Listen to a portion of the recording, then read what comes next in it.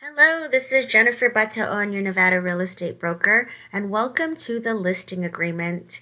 It is, by definition, called the exclusive authorization and right to sell, exchange, or lease brokerage listing agreement. And it's a pretty long form, 11 pages, so I'm going to try to move quickly out of respect for your time and so that the video is not that long. This is intended to be a legally binding contract. No representation is made as to the legal or tax consequences of this contract. If you desire legal or tax advice, consult your attorney or tax advisor. And if you need referrals for attorneys who specialize in real estate or tax advisors or CPAs, I'm happy to provide that. So I or we, here we would put the seller's name, everyone who's on title, hereby employs and grants Earth Real Estate, which is my company, the exclusive and irrevocable right commencing on usually the date that we sign it, and expires at 11:59 p.m. Pacific time on this date. Usually, my listing agreements are for 6 months to give me enough time to properly market and sell the property at a price to your liking. To sell, lease, or exchange the real property located in the city of, this would typically be Las Vegas or Henderson or North Las Vegas, county of Clark, Nevada, and then I would fill in the assessor's parcel number, which is, at the assessor's office, which levies all of the property taxes, commonly known as, and then we would put the street address in here. And don't worry, I will have all of this filled out for you. The listing price shall be, a certain dollar amount, whatever we agree upon after we go over the comps and market activity, with a suggested amount of an earnest money deposit of blank.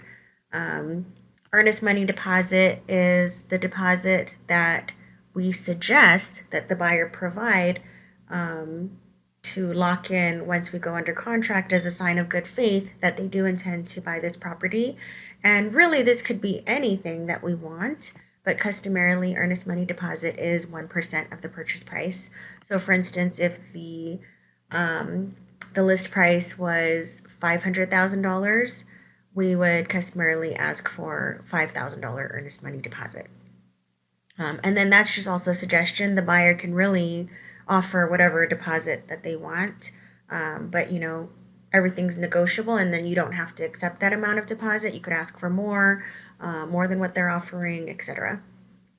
Terms available, these are the kinds of financing that we're going to accept. So, of course, we'll always take cash. That is number one. Conventional mortgage, FHA, and VA. Customarily, the VA and FHA programs, the buyer is not allowed to pay for certain fees. So that would go to the seller. That would be the seller's responsibility to pay these extra fees. But I would say that they're nominal fees, and we should, if possible, accept VA and FHA financing to give us as many potential buyers as possible. Owner will carry, that's if these are more rare. Lease option and owner will carry. That is if you want to be the bank and be the financer, but typically most sellers do not want to do these and they just want to sell the house and cash out and get all of their money out. Lease, that's if we're renting the property, so that doesn't really apply here. Seller, this is one of the choices you need to make, does or does not authorize me, the broker, to disclose the existence of multiple offers to purchase the property to potential buyers. So usually sellers would say yes, that you do authorize me to tell the buyers, yes, we do have multiple offers. That will motivate them to put in their best offer instead of trying to give us some kind of lowball offer. And I wouldn't tell them what the offers are, but just the fact that we do have multiple offers on the table. And then that brings us to the next item, which is seller does or does not authorize me, the broker, to disclose the offer's price and terms. I truly advise to say does not. I do not like to tell any of the details of the offer And I simply advise people to submit their highest and best. So if the property offered for sale, I would ask the seller what items are included. And so usually what's indicated here is, are the refrigerator, washer, and dryer included? Um, some people want to take those appliances with them. Those are the only appliances that are need to be specified here.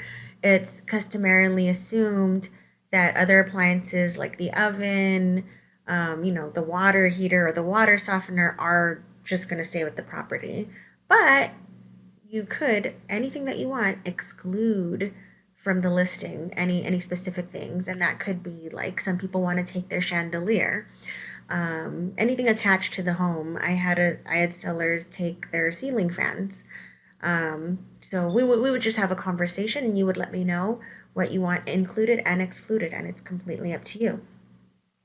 Here we would indicate if there are any smart appliances in the home. There are like smart refrigerators, ring systems, um, here. So we would say just does contain or not contain, and then initial at the bottom of each page. Going to page 2, property does or does not include solar. And that is a whole nother ball of wax that we can talk about if solar is attached to your property. And then, does your property have any of these specific systems? Alarm, propane tank, you don't usually see that, and water softener. Other might be like a whole house water filter. And seller will provide to buyer copies of lease documents for any of these items. If the solar is leased, usually that has to convey with the property. Seller agrees to provide buyer with an owner's policy of title insurance. So that's customary, and that will be part of your closing fees, closing costs. Compensation to broker. That all compensation, there is no price fixing. There is no standard commission, and that is just simply on a negotiated basis. And here, if a sale, the commission to be paid will be a certain percentage of the selling price. And usually that's it. This is usually left blank. I don't do flat fee listings, but I get paid by a commission on a percentage basis to be discussed between us. And this part doesn't apply to us because it's for a lease. Compensation is due when I sell the property, when the property is conveyed. If by a voluntary act of the seller without my consent, or if within a certain number of calendar days of the final termination of this agreement. So, for instance, say we write the listing agreement to last for 6 months, and say within 60 days, I had shown within the 6 months I had shown the property to someone and they end up buying it, then I would still be owed the commission by law because I was probably the reason why they found this property and bought it, due to my marketing efforts. So that's obviously to avoid sellers trying to avoid paying me, even though it was like maybe the results of my marketing efforts, publicizing the promote property on MLS, that caused the buyer to find and purchase the property. And then initial at the bottom.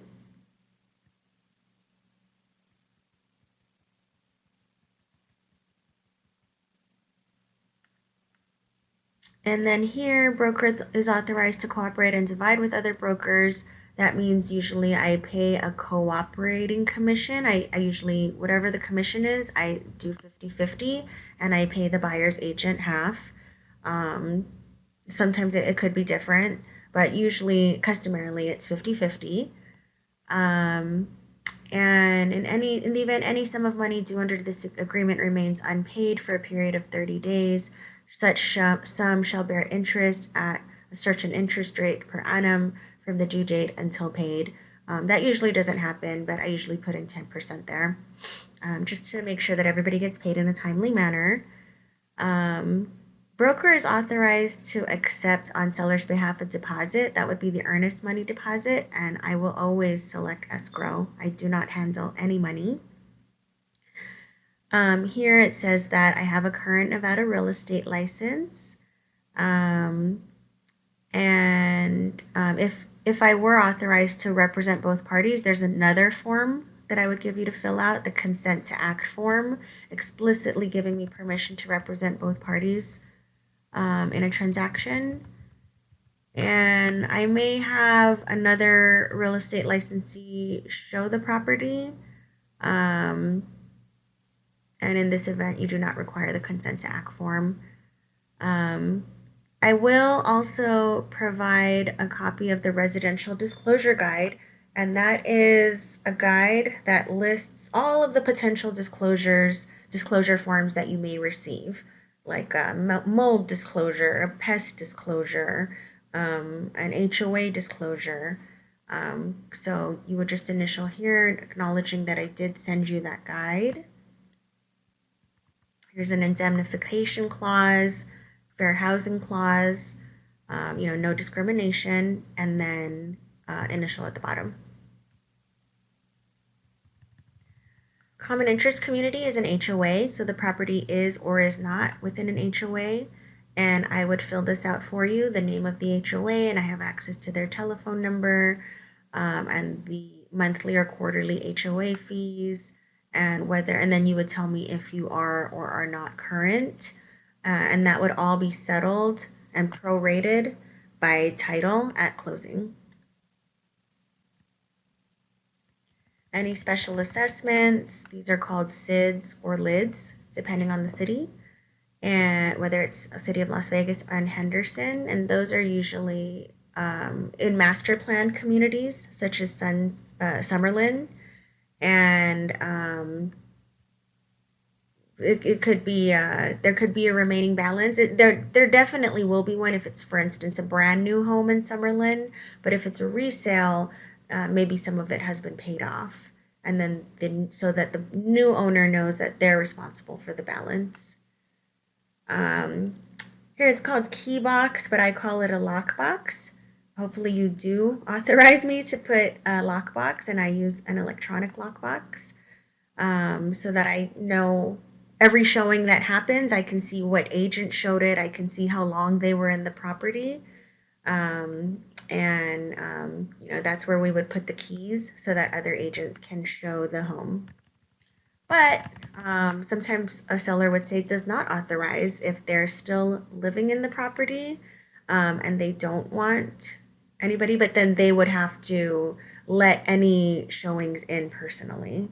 So even though sellers might still be living there, they usually do authorize me to install a lockbox. It's just easier for them so that they can just leave and the agents can come and show it, and they don't have to be there personally to let them in.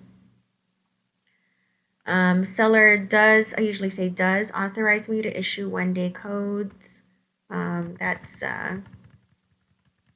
like for instance, if, usually home inspectors and appraisers, they have access to lockboxes. But I usually don't have to issue a 1-day code, but it'd just be good to be able to do that if necessary. And then initial at the bottom. So this would be if the property is or is not currently occupied by a tenant. If it is tenant occupied, by law, we do have to provide the tenant 24 hours notice before any showings. It could be less, but by law, we're required to do the 24 hours, and is or is not subject to a property management agreement. FIRPTA, that's if the sellers are not U.S. citizens, and they're foreigners, and the property is considered a foreign investment. So if you are a U.S. citizen, you would say that you are not a foreign person, and then initial. If there is any dispute in the transaction, that's my job to make sure that that doesn't happen. But it has happened. I did have one home where we had to I represented the buyer. We had to take the seller to small claims court. It was a very extreme situation. But if that arises, don't worry. I know exactly what to do and that you're in good hands. But this is saying that before we go to court, first we're going to try mediation. So then you would initial there, and I would initial here as well.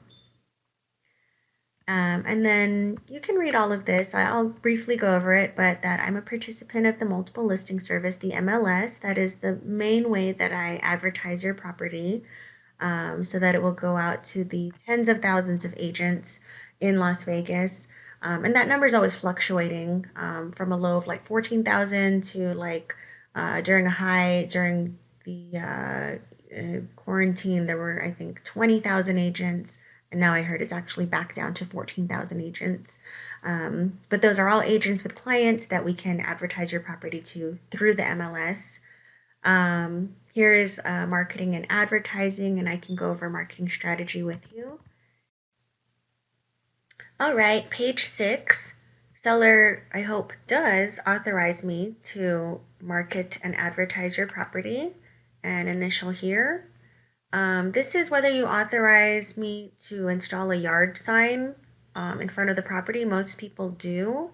Some rare cases where people might not want a yard sign is if the property is vacant, maybe in an area where it might be prone to squatters.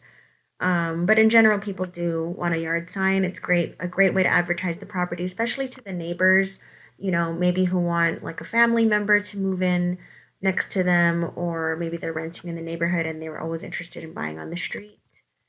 These are seller opt-outs. Most people leave these blank and just initial here that they do not opt out of any of the above.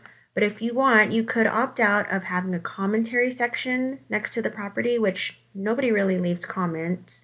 And you could opt out of, if you don't want, an automated estimate of value, which is like a Zestimate, next to the property. But most people don't really care, and they initial that they do not opt out.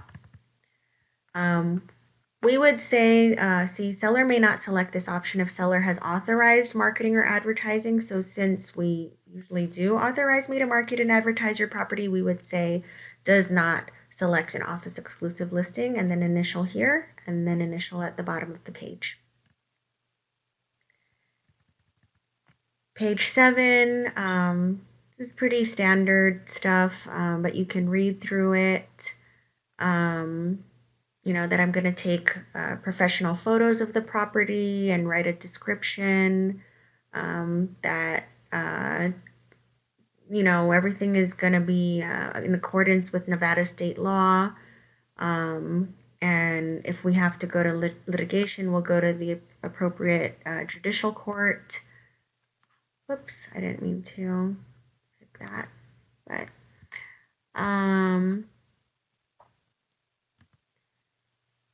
and just a contractual standard contractual clauses that you can totally read over. I don't want to take up too much time in the video, but please do. I do always encourage people to read the entire contract, and then initial at the bottom of each page. Is the property in notice of default, like it's about to go into foreclosure? Has not, or has. Have you been served with a summons and complaint from the mortgage company, from the lender? And here you would just initial, just acknowledging whether or not it is in foreclosure, but that I cannot stop a foreclosure. More, standard contract language. I do encourage you to read it. Here, typically, once an offer has been accepted and we go under contract, or it used to be called pending status, I'm usually going to check under contract, no show, because I don't, especially if the sellers live there, we don't want to do any more showings. Or we could put determined by seller upon acceptance of the offer. So it really doesn't matter. It's totally up to you. Sometimes people, once we go under contract, they do want to keep showing the property. But usually out of respect for the buyer and they've submitted their earnest money and it looks like it's going to go through, we would do under contract no show and then initial. Are you doing a 1031 exchange? Yes or no? And then you are going to date, time, signature, print your name, your phone number, email, and address. And if there are more than one sellers, we would complete all of that. Initial at the bottom. And then I have all of this filled out and I would sign it. And seller sign at the bottom. And then last page, this is about fair housing to prevent discrimination against these classes based on race, color, religion, sex, handicap, familial status, or national origin. And you would initial here. And that's it. All right, thank you for watching. And let me know if you have any questions.